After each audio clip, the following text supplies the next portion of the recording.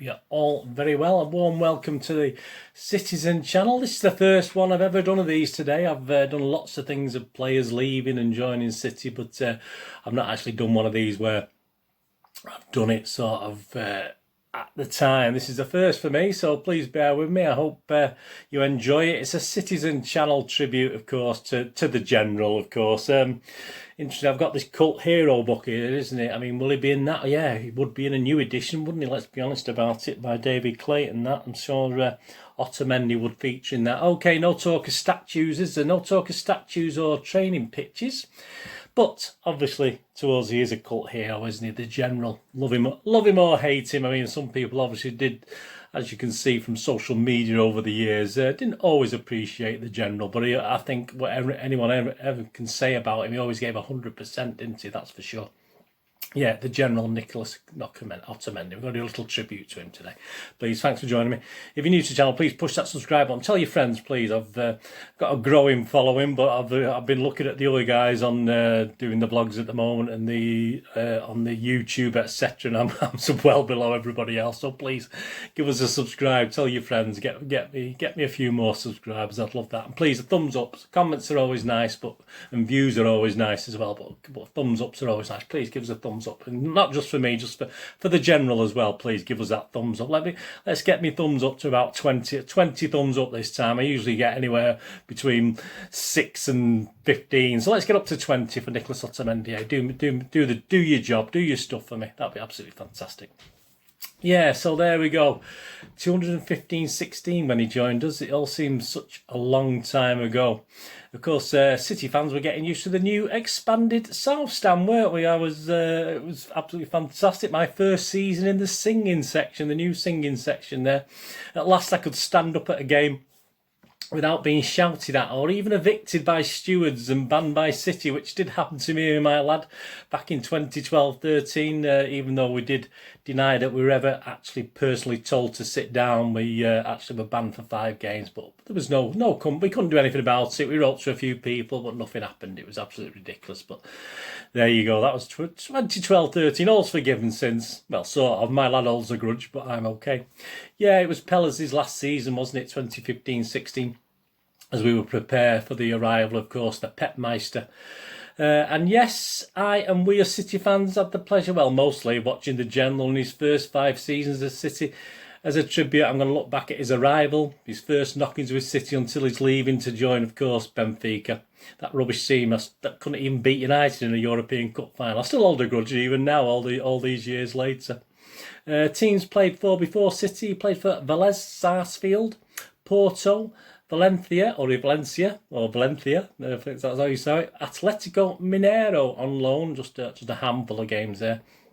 Got some great images up there of him, and I did put on Twitter, he does sort of rock the stripe, doesn't he? He does really well in the stripes. He looks well.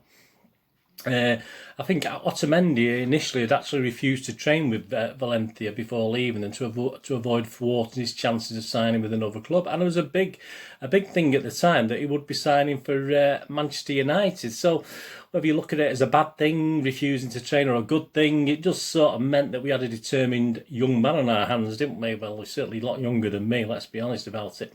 And on the 20th of August, he joined Manchester City in that year, 2015. So not United, as I say, to whom he'd been really linked, which was a nice change, wasn't it? That we got one up there. We usually go for these guys, and then United nip in and offer more money.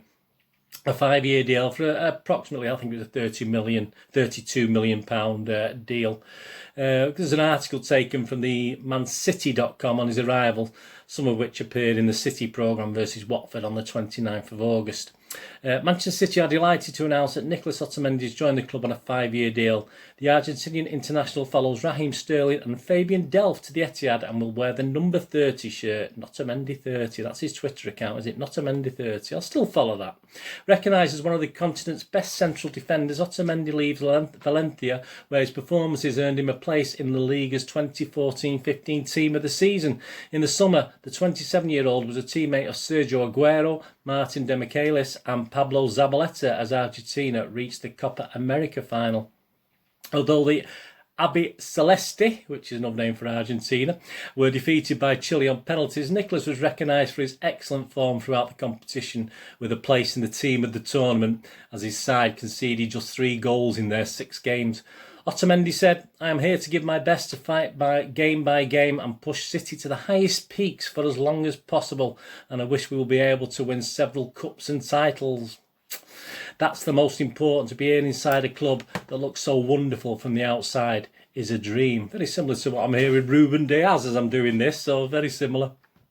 Manager Pellegrini added, "Nicolas Otamendi was arguably the best defender in the league last season, and so naturally I'm delighted to have added a player of his quality. He's an established international for one of the best nations in the world, and I have no doubt that he has the right mentality to fit into a squad where we'll find many familiar faces, including Elikim and Fernando, who he played alongside in Portugal with Porto." Yeah, Mangala and Fernando he played for in Porto. I wonder what they're doing now. As a footballer, Nicolas has all the qualities to be a success. Pellegrini went on, in the Premier League, he's strong, he's excellent in the tackle, and he's very good technically. I'm sure he will become another Argentine player our fans will enjoy watching. Well, for City, he made his debut for us. I mean, we're City, aren't we? I always say for City because I write these things and I just sort of put for City. For us, he made his debut on the 15th of September that season, coming on as a 75th minute substitute for, yes, Vincent Kompany. There you go. In a disappointing 2-1 home loss against Juventus. Yes, it was a little bit disappointing that night for the Champions League group phase. He didn't have long to wait, of course, for his Premier League debut, which came 4 days later. Again, sadly, in another defeat. I mean, come on, Otamendi, you're not starting very well. A 1-2 defeat to West Ham, 2-1 defeat to West Ham at the Etihad. Unfortunately, it was a score and result pattern that certainly would change, thankfully. In King of the Kipats, 227, issued 227 in the How Was It For You feature. Andy Longshaw commented on Otters that day. I'll just quote from there. "On the positive side, Otamendi had a good game overall, looking confident in defence. Good ball playing, good covering when Mangala had dived in." Could have been the other way around, couldn't it? Good distribution of the ball and a couple of efforts on goal. Also, De Bruyne had a good match with a goal, good passing and some tenacious winning of the ball. So KDB was having a good match. Good old, a bit more on him in a moment, actually, quite funny. So good signs for the General, obviously, in that. And an early warming to him, obviously, from City fans overall. We do give players time, don't we? Yeah, well, most players. By the 3rd of October 2015, of course, the General Otters had got his first appearance. And look at that beard on the hair and the hair on the cover. And it's on this one here, the cover of the City match programme versus Newcastle United. And on 31st of October, is it that Halloween? A bit scary. Otamendi scored his first goal there for the club in a less than comfortable 2-1 home win against Norwich City. Yeah, it was close. It was a close one, that one. Steve Parish for his match report, again for King of the Kipaks 228. I always like to quote King of the Kipaks 228 because it's a fan's view, isn't it, as well? I obviously do media stuff, but it's a fan's view. He reported on goal after 67 minutes. And he went on to say, "At least there was now a bit of pressure, and on 67 minutes, KDB's corner was met by Otamendi with the sort of high leap, air-hanging, neck-muscling, rippling header from a bygone age, which is why it was later compared to a Dave Watson special." Well, there you go, Dave. He's being compared to Dave Watson now, one of my true heroes, one of my cult heroes, obviously, Dave Watson back in the day. So it can't be bad if he's being compared to David Watson. And yeah, he could head a ball at times. I mean, he could head it all over the place, but at times he could head the ball in the decent direction. His goal, of course, was celebrated by his trademark salute, wasn't it, on the City-Liverpool programme on the 21st of November 2015. So it will feature on the programme a few times over the five seasons. Although City scraped through to the Champions League by finishing 4th, we did lift a trophy that season. He played a full 120 minutes in that wonderful, fantastic League Cup victory on the 28th of February 2016 over the mighty Liverpool. Well, they're not so mighty, Liverpool. So there you go. It was an interesting first season for Otamendi. And Damien Duffy for the King of the Kipaks. Yes, King of the Kipaks summed it up, his first season, with the end of season report. They're always good to look at. Nicolas Otamendi wrote, "I get the feeling there is a decent defender lurking in there somewhere. Overall, he has probably been more hit than miss, with the caveat there has been quite a lot in the miss column.